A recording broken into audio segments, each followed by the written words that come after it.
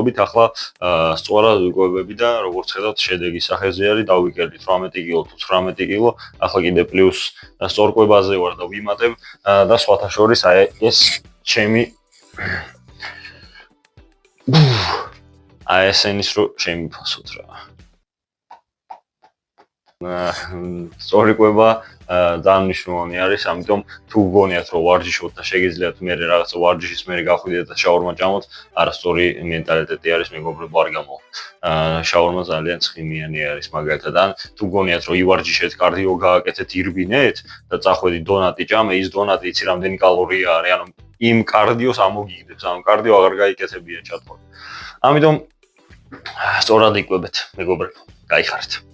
მეხუთე ზე გადავედით და მეხუთე არის ძალიან სასაცილო, აი TikTok-ზე даже ტრენდიც არის რა.